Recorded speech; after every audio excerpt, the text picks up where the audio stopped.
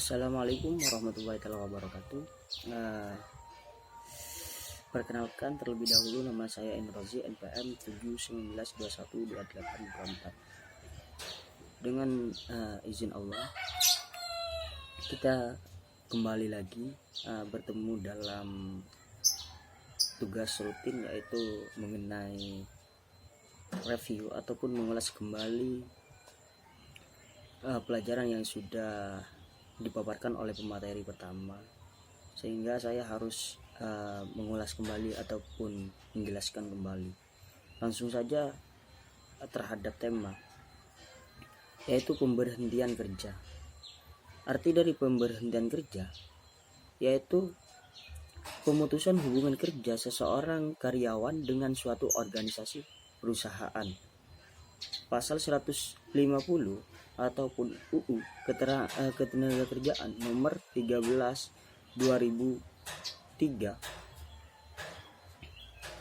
Ketentuan mengenai pemutusan hubungan kerja dalam undang-undang meliputi pemutusan hubungan kerja yang terjadi badan usaha yang berbadan hukum ataupun tidak,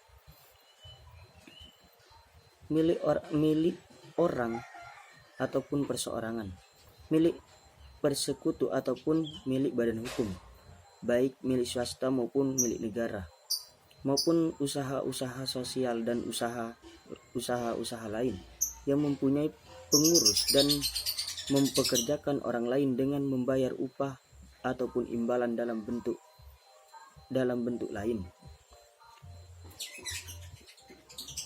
Analisis alasan-alasan pemberhentian kerja.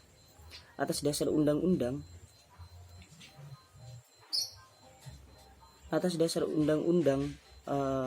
nomor 13/2003, undang-undang dapat menyebabkan seseorang karyawan harus diberhentikan dari suatu perusahaan.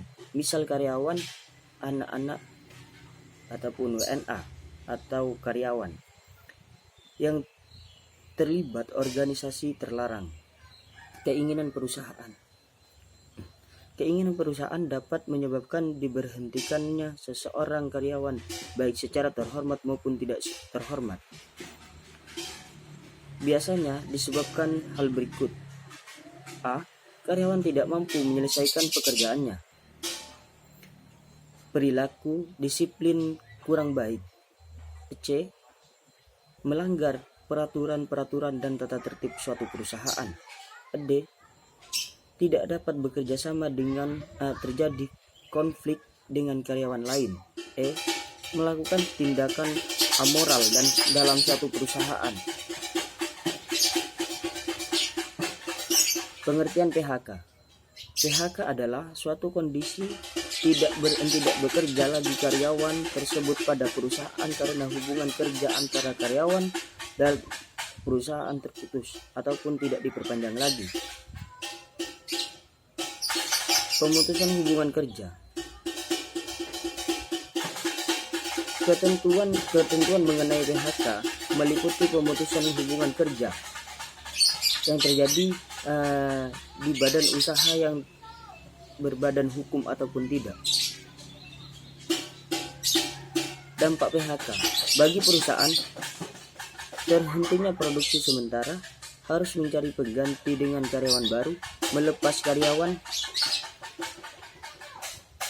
karyawan yang sudah berpengalaman dan setia, memerlukan biaya besar untuk merekrut lagi bagi karyawan. Timbulnya situasi yang tidak enak karena harus menunggu terputusnya hubungan dengan teman-teman sekerja, berkurangnya rasa harga diri, hilangnya penghasilan yang diterima untuk pembiayaan keluarga, harus bersusah payah mencari pekerjaan baru.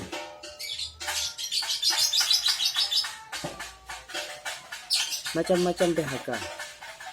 PHK yang bersifat sementara, karyawan tidak tetap, perusahaan yang bergerak ataupun menghasilkan produk secara musiman, karyawan yang dikenakan tahanan sementara.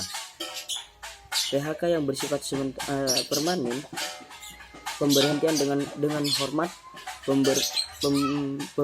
permintaan sendiri, telah mencapai usia pensiun, meninggal dunia, adanya penyederhanaan organisasi suatu perusahaan. Oke, mungkin itu saja yang dapat saya sampaikan. Kurang dan lebihnya mohon maaf.